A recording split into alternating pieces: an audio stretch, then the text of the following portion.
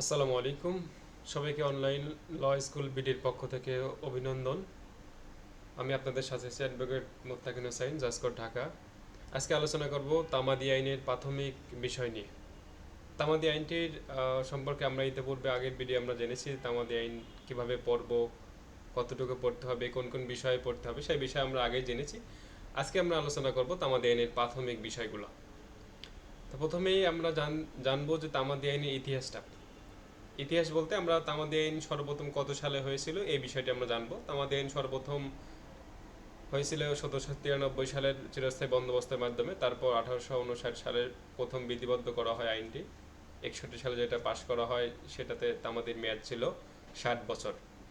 পরবর্তীতে 1859 সালে সেই আইনটি সংশোধন করা হয় 1877 সালে। সেখান থেকে পরবর্তীতে আবার নতুন করে 1962 সালে যে আইনটি কার্যকর হয়েছিল সেই আইনটি পরবর্তীতে আবার সর্বশেষ 1908 সালে তামাদি আইনটি বিধিবদ্ধ করা হয়। 1908 সালে তামাদি আইন যে বিধিবদ্ধ করা হয় আইনটি মোট ধারা ছিল 32টি, তফসিল ছিল 3টি এবং প্রথম তফসিলে অনুচ্ছেদ ছিল 183টি। প্রথম তফসিলে অনুচ্ছেদটি এখনও বিদ্যমান আছে। পরবর্তীতে এই 1908 সালের যে আইনটা এটি কার্যকর হয়েছিল 1 জানুয়ারি 1909 সালে, যেটা 9 নম্বর আইন হিসেবে পরিচিত আছে। তো এই আইনটি মোট 3বার সংশোধন করা হয়েছে।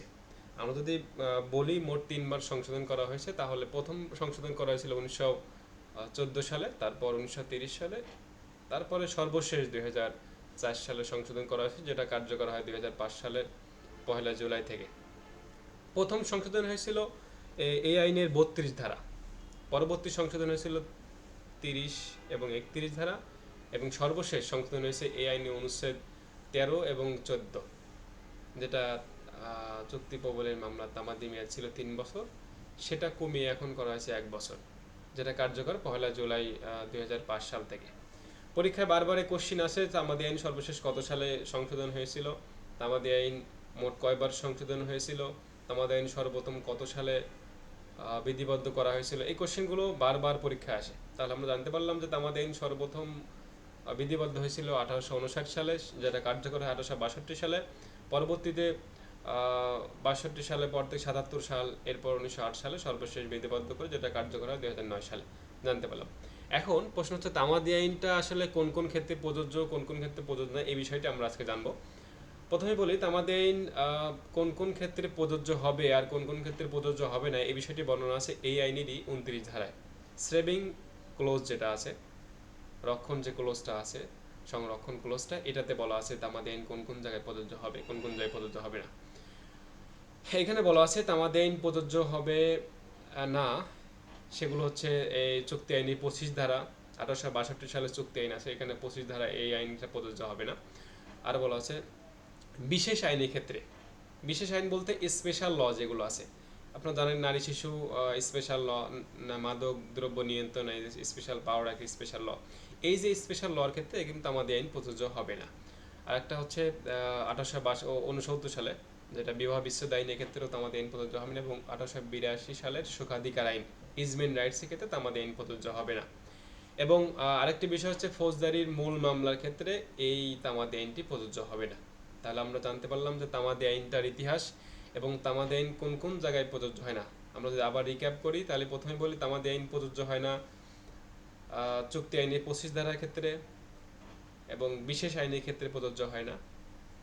1869 সালে বিবাহ বিচ্ছেদ আইন, 1982 সালে শোকাধিকার ইজমেন্ট রাইটস অ্যাক্টে প্রযোজ্য হয় না, এবং ফৌজদারি মূল মামলার ক্ষেত্রে তামাদি আইনটি প্রযোজ্য হয় না। এটা হচ্ছে আমরা জানলাম তামাদি আইনের প্রাথমিক যে বিষয়গুলো, এটার মধ্যে এই বিষয়টা খুবই গুরুত্বপূর্ণ।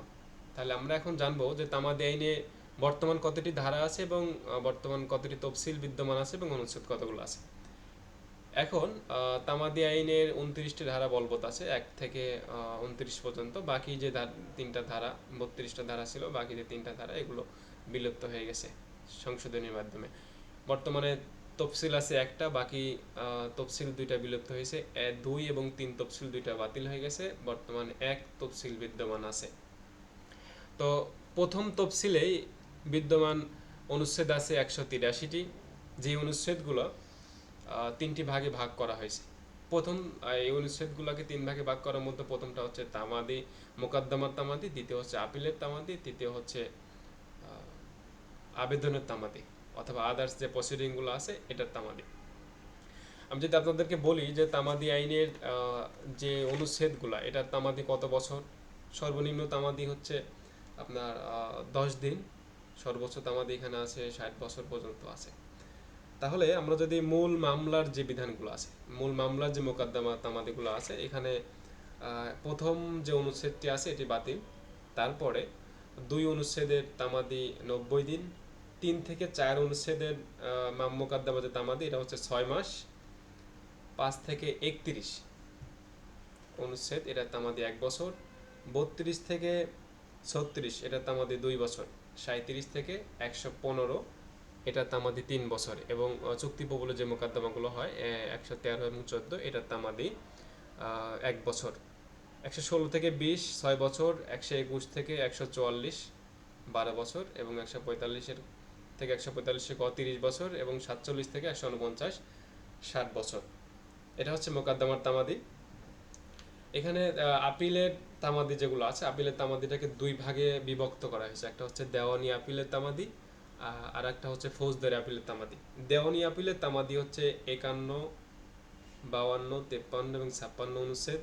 ফৌজদারি আপিলের তামাদি 150, 54, 55 এবং 57 অনুচ্ছেদ এবং আবেদনের তামাদি আছে 158 থেকে 183। তো এই ছিল তামাদি আইনের প্রাথমিক আলোচনা, যেটা আপনারা জানতে পারলেন যে তামাদি আইনের ইতিহাস, তামাদি আইন কোথায় প্রযোজ্য কোথায় প্রযোজ্য না, এবং তামাদি আইন কতটি অনুচ্ছেদ কিভাবে বিভক্ত হয়েছে এবং কোন কোন তামাদি অনুচ্ছেদে কত বছর তামাদি। তো সবাইকে ধন্যবাদ আমাদের পুরো ভিডিও দেখার জন্য। সবাইকে ধন্যবাদ জানিয়ে শেষ করছি। আসসালামু আলাইকুম।